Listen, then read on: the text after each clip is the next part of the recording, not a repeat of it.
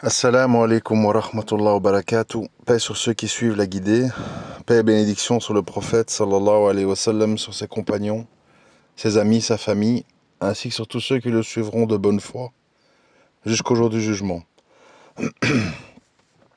Donc aujourd'hui, je voudrais parler d'un sujet un peu tout public, c'est-à-dire qui peut intéresser tout le monde, puisque, bon, vous le savez, depuis le dernier audio, je vais m'axer de plus en plus vers des thèmes qui nous touchent tous, où tout le monde peut se reconnaître, qui sont un petit peu donc sociologiques, philosophiques, etc. Juste une parenthèse avant de commencer, que j'ai quelque chose que j'ai omis de dire dans l'audio précédent. Il faut qu'on fasse tous très attention, parce que ce qui m'est arrivé, ça va mieux, alhamdoulilah, mais tout de même, ce qui m'est arrivé, en fait, ça peut arriver à des gens qui ont moins de force psychique, moins de culture, moins de recul, moins d'expérience, et c'est la porte ouverte, en fait, vers l'apostasie. Les gens ne comprennent pas qu'à un moment donné, les gens adhèrent à une religion, dans certains cas, pas toujours, pour des questions de sources idéologiques auxquelles ils adhèrent. Mais il y a des gens, beaucoup de gens, quand trop de gens appartenant à cette source idéologique les déçoivent, les trompent, les mentent, les ceci, les cela, ils mettent en doute la source, en se disant, c'est pas possible que cette source produise ça. Donc c'est ça la responsabilité, en fait, c'est de faire bien attention dans nos rapports humains, en général, parce que avec des gens, la masse, en tout cas la masse des gens, ça peut avoir un effet dévastateur. Et on peut se retrouver co-responsable de gens qui ont basculé dans le déni et le rejet et la mécréance. Je suis ici. Parce que ils ont été trop déçus, trop blessés, etc., etc. Je suis.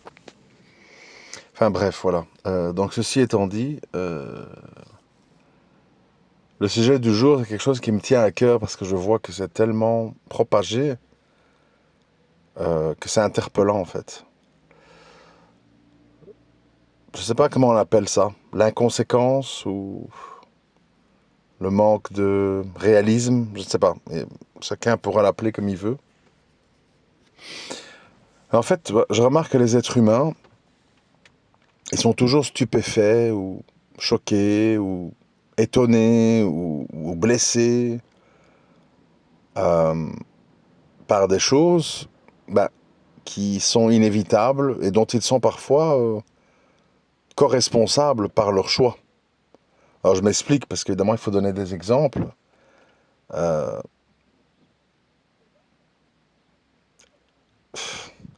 Par exemple, il y a une femme qui peut dire « Je me sens sous l'emprise d'un homme, je me sens prisonnière, je me sens que j'évolue pas dans ma vie, je sens qu'il me tire vers le bas », enfin des choses comme ça. Et elle reste là, et elle se plaint, et elle maudit l'homme, et elle crache sur lui, etc.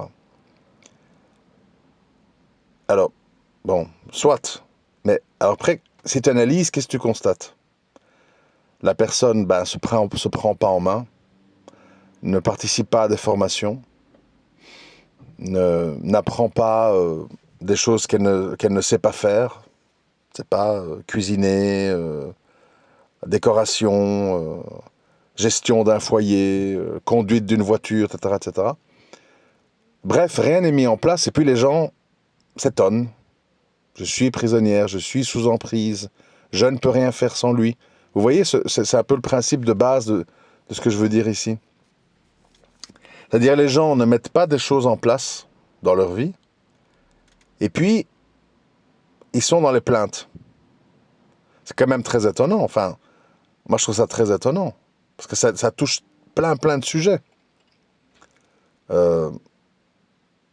Exemple, voilà, tu vois par exemple depuis maintenant des années que la Chine évolue, produit de la technologie de plus en plus pointues, avec des prix de plus en plus compétitifs, etc. Et puis les gens, ah, on a envahi, ah, la Chine, ah, les voitures chinoises, il faut augmenter les taxes, ah, protection, le péril jaune, bon. Ouais, mais bon, eux, quand ils étaient sous-développés, ils n'ont pas dit, ah, l'Occident, ils ont regardé l'Occident, ils ont copié l'Occident, ils ont rejoint l'Occident, et puis ils ont amélioré ce que l'Occident fait. Donc en fait, à un moment donné, en fait, il faut plus parler. C'est ça le problème. Les gens, ils parlent et ils se plaignent. Vous voyez? Mais ils mettent rien en place. Vous savez, il y a tellement d'exemples comme ça, quoi. Quand je lis toutes les litanies des fachos, des islamophobes, ça fait pitié, en fait. Ça fait pitié, enfin, c'est pathétique. Tu es dans un pays où on a assassiné 4, 5, 6 millions de fœtus au nom de la liberté de la femme de disposer de son corps.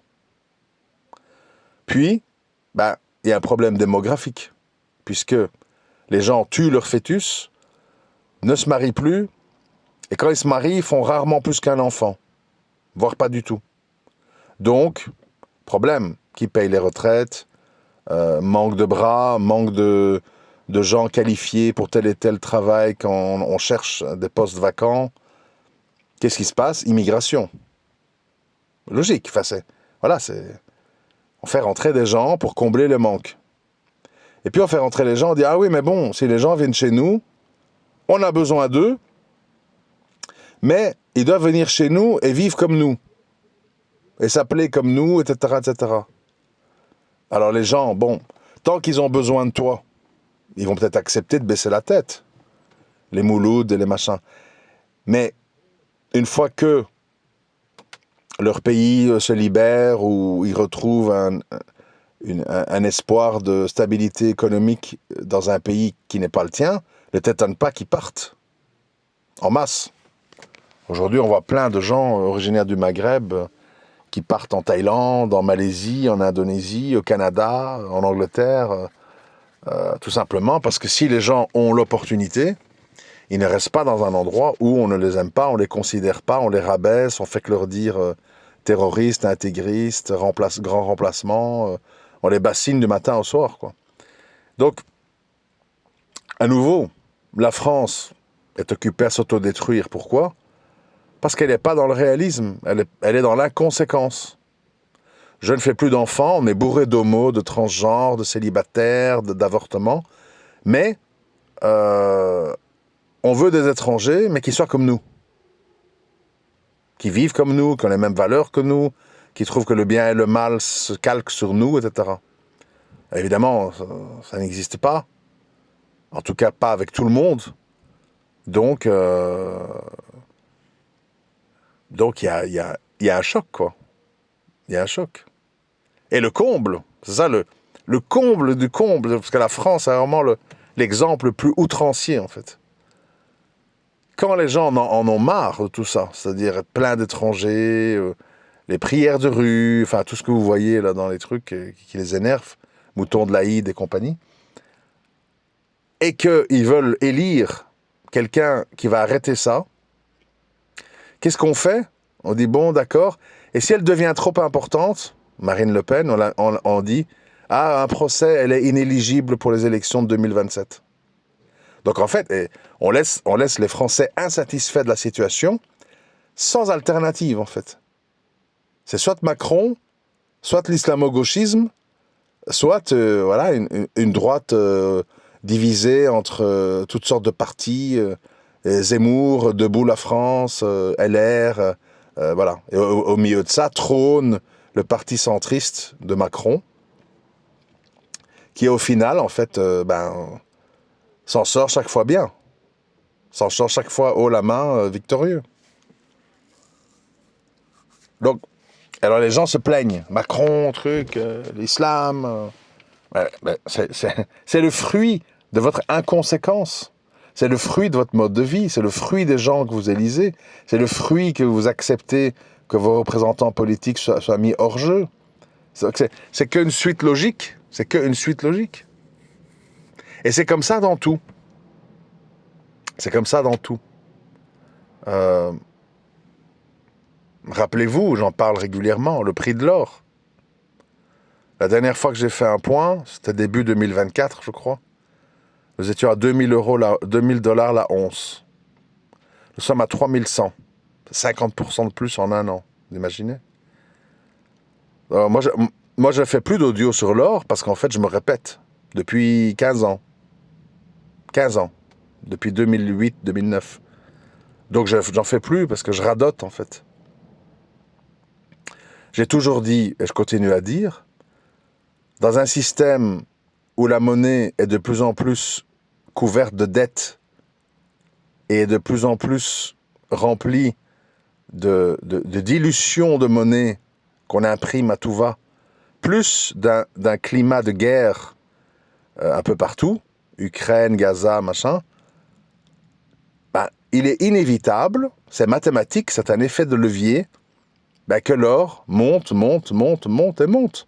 Parce que il n'y a nulle part où aller ailleurs. C'est aussi simple que ça. Alors les gens, bon, maintenant ça arrive de moins en moins, mais les gens, durant ces 15 dernières années, je fais quoi? Oui, mais maintenant, l'or, il est descendu, il est remonté, il est descendu. Ben oui, mais faut voir la tendance de fond, quoi. La tendance de fond, c'est qu'on va vers un monde de plus en plus instable, avec des monnaies de plus en plus fragiles, qui dévaluent avec de l'inflation, et des tensions guerrières géopolitiques de plus en plus fortes. Tout ça, ça produit l'or qui monte. Voilà. Donc, à un moment donné, les gens, en fait, il faut répéter, répéter, répéter, répéter, répéter. Et ils reposent les mêmes questions. Et pourquoi? Ouais, mais s'ils achètent et puis que ça descend, ben, regarde le monde si tu es optimiste. Et si tu penses qu'on va vers des monnaies de plus en plus fortes et de plus en plus de paix, n'achète pas de l'or. C'est tout. C'est simple. Hein, enfin, bon, ça c'était pour l'aspect économique. Et tout le reste, c'est la même chose. Les gens, je veux me marier. Marier, je veux me marier, je veux me marier. Ok, mais est-ce que tu sais ce que ça veut dire être marié? Je sais pas.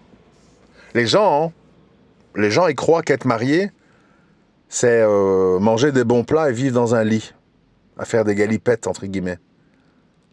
Ben, 99% du temps, le mariage, c'est pas ça.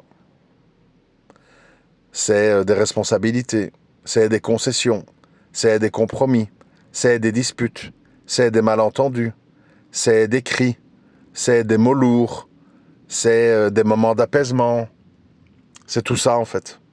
Et oui, de temps en temps, quand les circonstances s'y prêtent, que tout le monde est de bonne humeur, qu'on n'est pas indisposé, qu'il n'y a pas eu de dispute, qu'il n'y a pas eu de malentendu, qu'on ne se rappelle pas un mauvais souvenir, il y aura peut-être une soirée de relaxation intime avec ta femme ou ton mari. Mais sinon, tu navigues dans des histoires.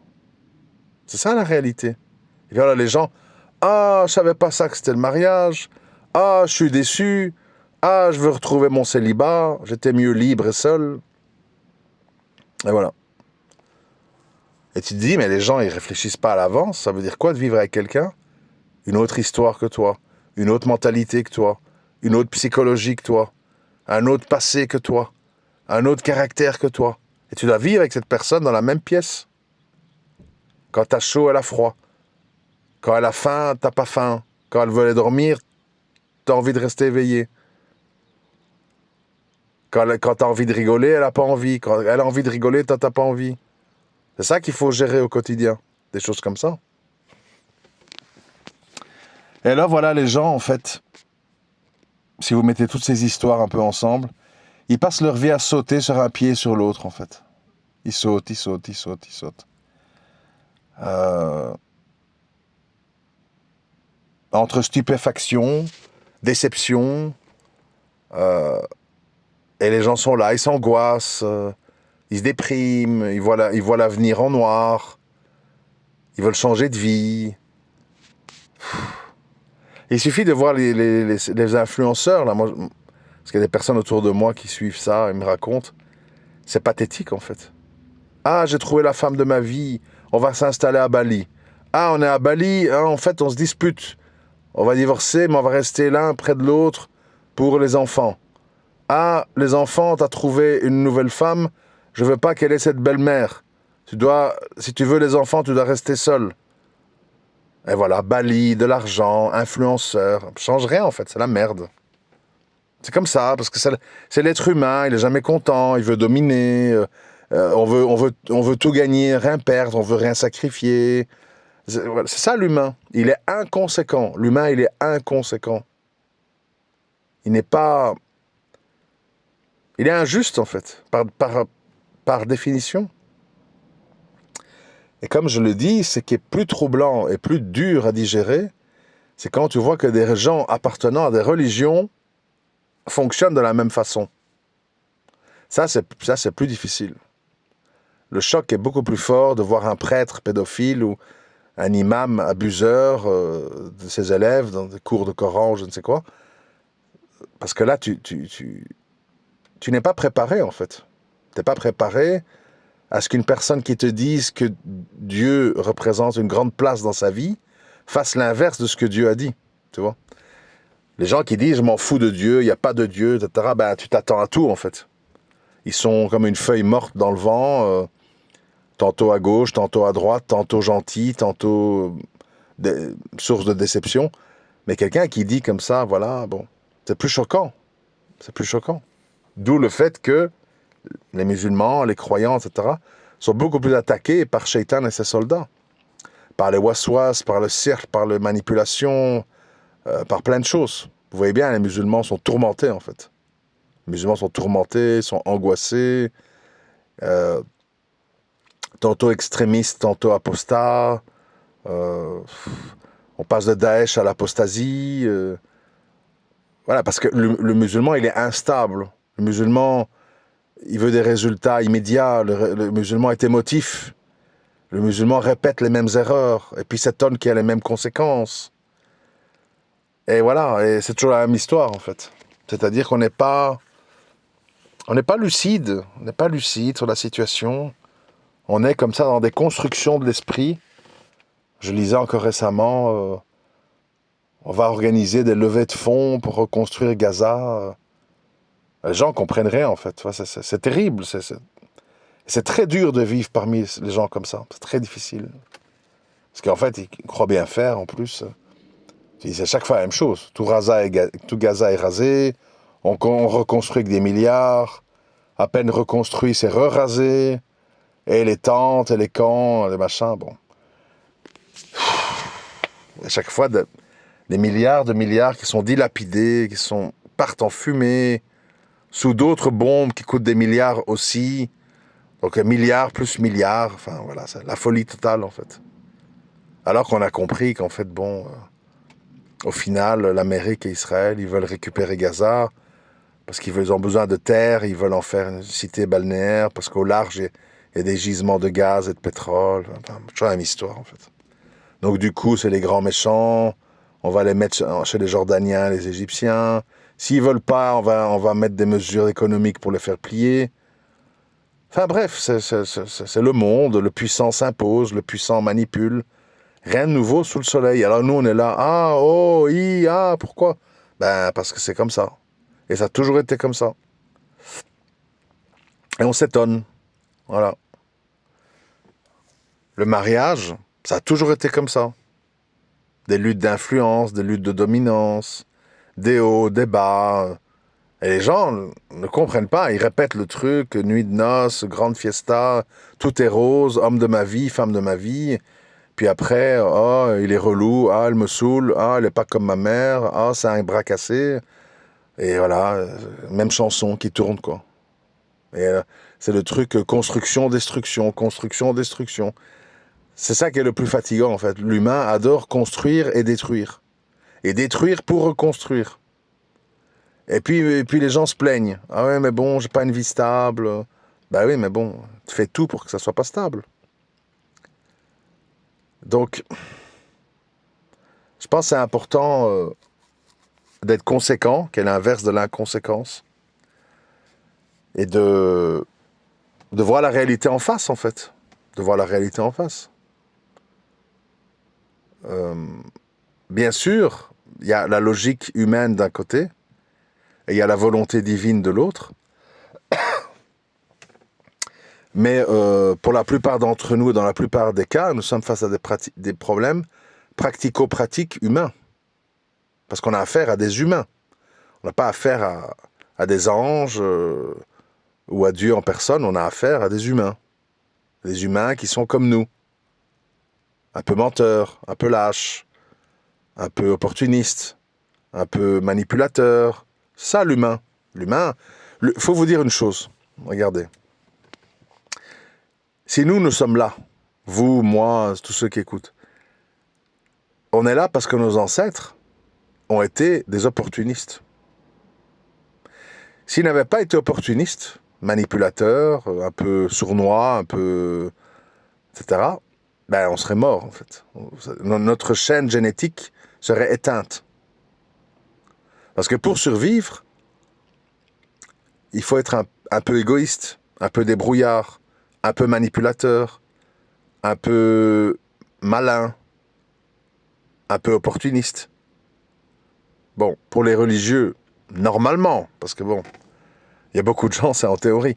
Pour les religieux, normalement, tout ça avec des limites dans les comportements, le permis et l'interdit. Bon, souvent c'est un paravent pour cacher la même chose ou pire. Mais on endort les gens en disant Salam alaikum, Becher, la Bassalik, la famille.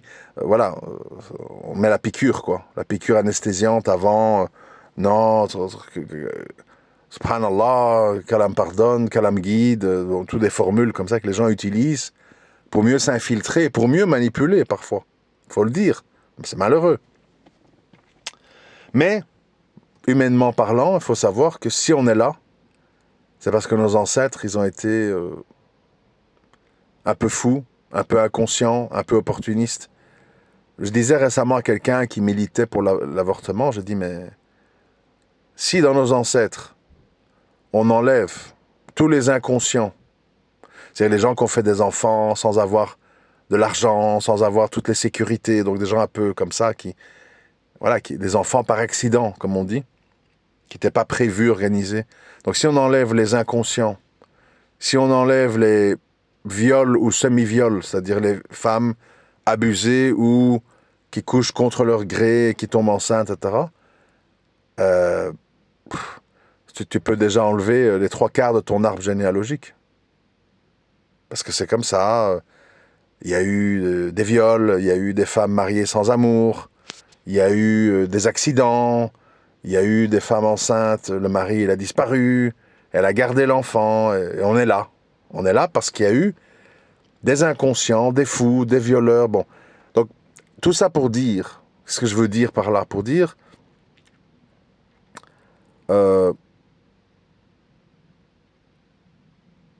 rationaliser, c'est nécessaire, mais il faut savoir que dans la vie, tout n'est pas sous contrôle, que tout ne se passe pas comme on peut le théoriser, et il faut faire avec, et il faut s'en accommoder, et il faut savoir que ça arrive et pas s'en étonner.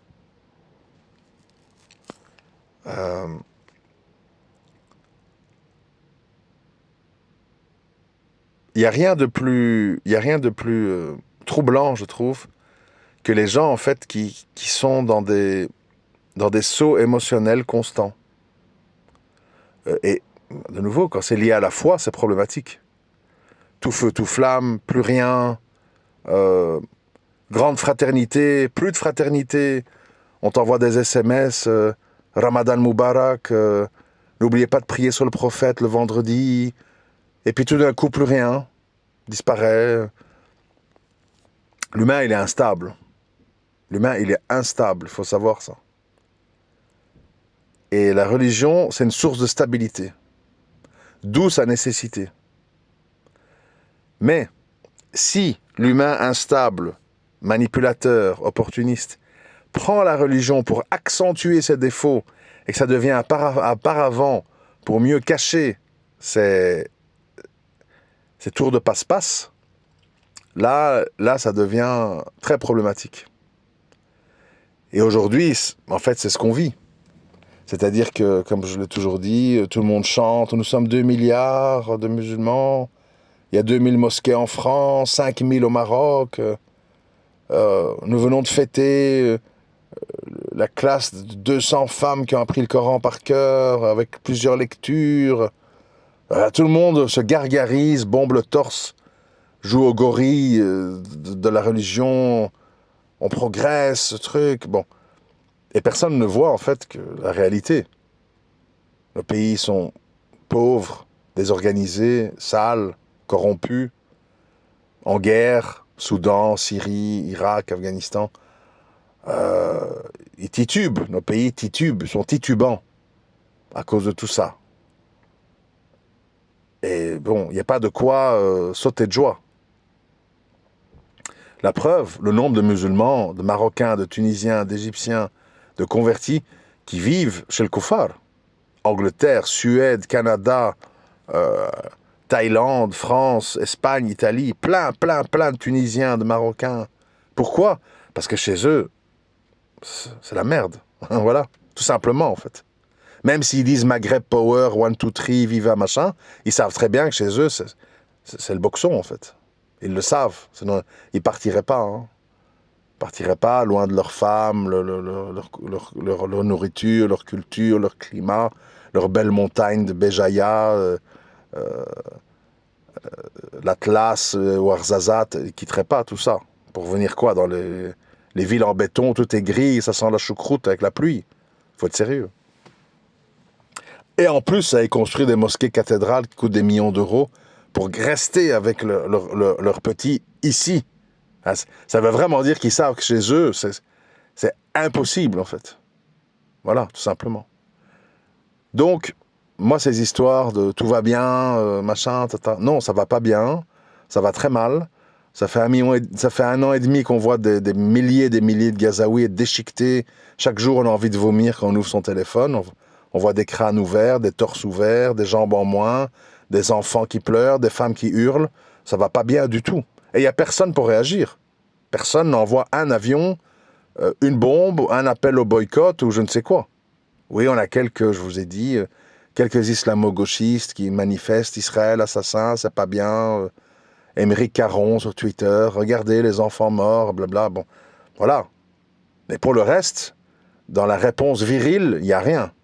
Il n'y a rien. Même pas une ambassade en feu, même pas des grèves de la faim, il n'y a rien. Rien. Ça veut dire en fait que nous sommes, comme le hadith le dit, faibles, comme l'écume. Faibles, nombreux, mais faibles.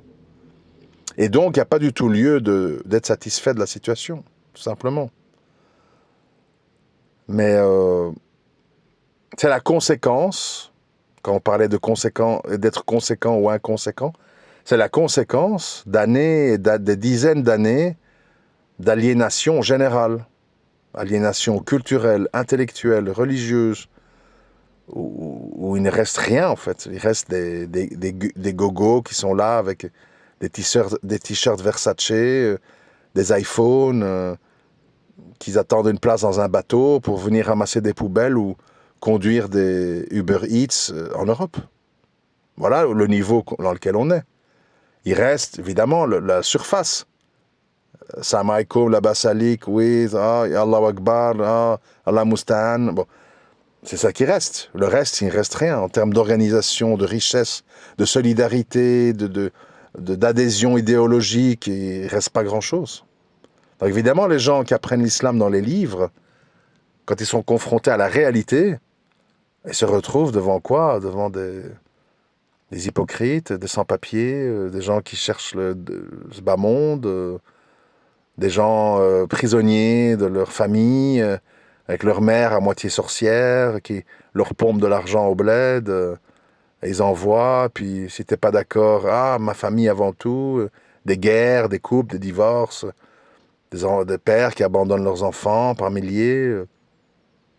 Voilà, le bateau est au milieu des tempêtes, il prend l'eau de tous les côtés, et il n'y a pas du tout, on n'est pas dans un grand bateau de croisière en métal, hein. On est dans un Dans un grand bateau en bois dont on ne sait pas très bien comment il tient encore debout, en fait, tout simplement. Et donc, cette inconséquence qu'on a tous et toutes, on doit beaucoup travailler là-dessus. C'est-à-dire se préparer mentalement à la réalité de la vie, à la réalité des choses. Récemment, je disais aussi à quelqu'un, j'ai dit, les gens ne comprennent pas que la Chine produit des véhicules, aujourd'hui, qui ont 10 ans d'avance avec ce qui se fait ici à moitié prix. C'est la réalité.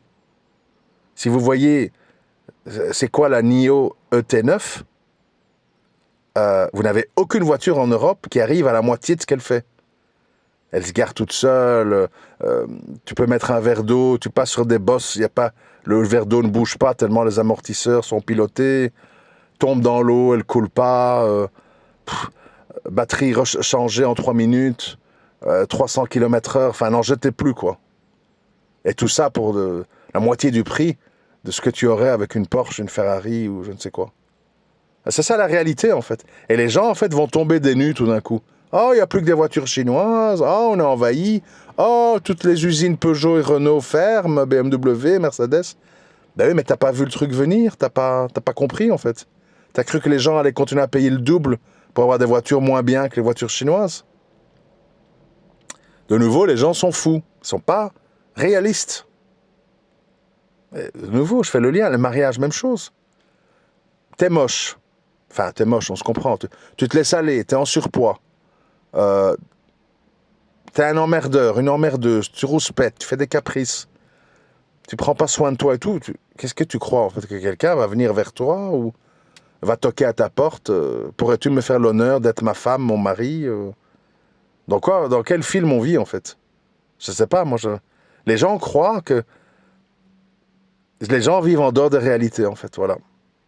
Voilà, ils vivent en dehors des réalités. J'ai reçu comme ça plein de photos de la fête de l'Aïd, où on voit plein de gens qui prient dehors dans des stades de football en France. Oui, et j'ai envie de dire, et alors? Oui, voilà, ils prient, puis ils rentrent chez eux, puis ils vont conduire leur bus de la RATP, ils payent leurs taxes, et ils iront voter Mélenchon en 2027. Bon, c'est bien, les mosquées, on prie dehors, la fête de l'Aïd, oui, mais... Et derrière, il y a quoi, en fait? Il n'y a rien. Et les gens, ils comprennent pas, ils continuent. Machallah, truc. Aidez-nous à terminer la grande mosquée de Mantes-la-Jolie. Mosquée pour dire quoi? Pour faire quoi?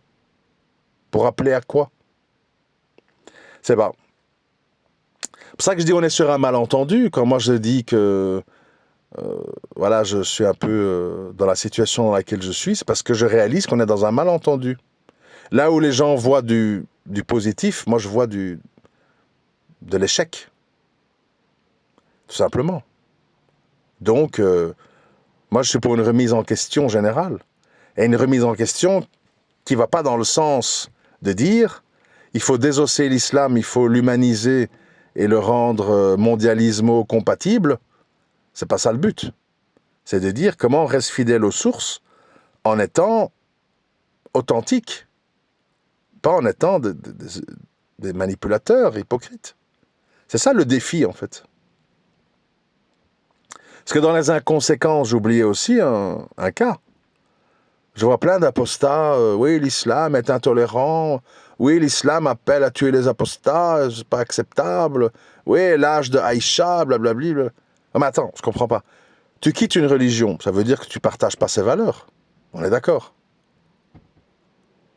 Si tu partages pas ses valeurs, pourquoi tu veux changer ces valeurs? Tu as quitté parce que tu ne partageais pas les valeurs, donc pourquoi tu veux les changer? Je comprends pas. C'est comme si je dis, je suis pas d'accord avec la République laïque française, et je vais rester et démontrer que c'est pas juste parce qu'il faut la changer. Ouais, mais les gens, là, la majorité des gens, ils y croient, ils aiment bien, eux, la laïcité, Marianne, le sein à l'air, machin, ils aiment bien ça. Et les avortements, et tout le bazar, et la femme, et le féminisme. Les gens, ils aiment bien ça. Pourquoi toi, tu vas dire non, la laïcité, c'est pas ça, et il faut changer, et c'est pas juste que la laïcité tolère pas l'islam. C'est la folie, en fait. Tu vois. Tout le monde est fou. Les apostats sont fous, les musulmans sont fous. Les gens ne sont pas dans la réalité. C'est ça que je ne comprends pas.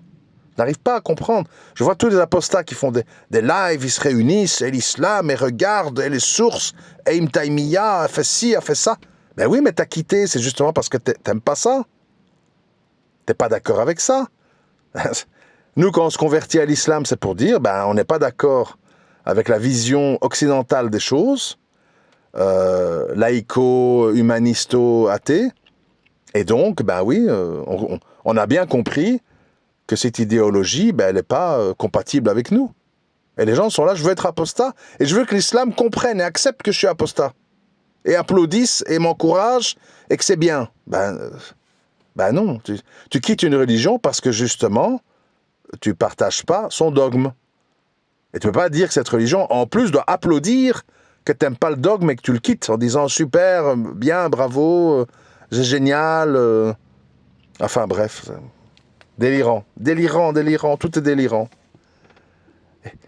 Et donc voilà, à un moment donné, l'humain est fatigant, l'humain il est pas du tout conséquent, l'humain est dans la plainte, dans la sorte de comment on appelle ça, une sorte de phobie, névrose. Moi je vois plein de gens névrosés, ils sont là, ils radotent sur les femmes, sur l'islam, sur le truc, sur Maghreb ceci, loin des réalités, hein, loin des réalités. Et ça, c'est terrible, en fait. C'est terrible. Et la personne qui veut la réalité, elle est condamnée à la solitude.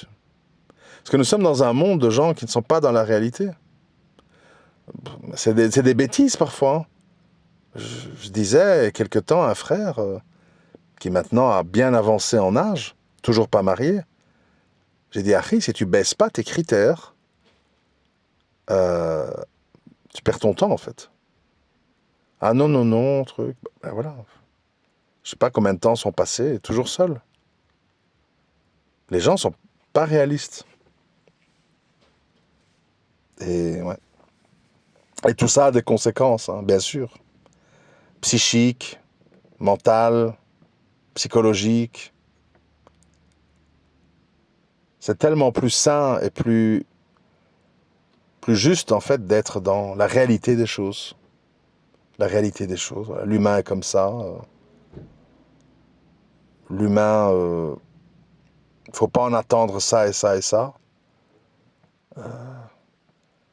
Ben, tu vis en France, oui, tu fais de l'argent, mais tu commences pas à attendre d'ouvrir des mosquées, d'y prêcher librement, d'abattre ton mouton, laïco-compatible. C'est ridicule, en fait. Et les gens qui ont alimenté ça sont coupables d'un grand mal, en fait. Ils ont poussé les gens à l'inconséquence et à tout ce qu'on connaît d'autre, hein, le shirk et compagnie, quoi. Voilà, je vous remercie de m'avoir écouté. Assalamu alaikum wa rahmatullahi wa barakatuh.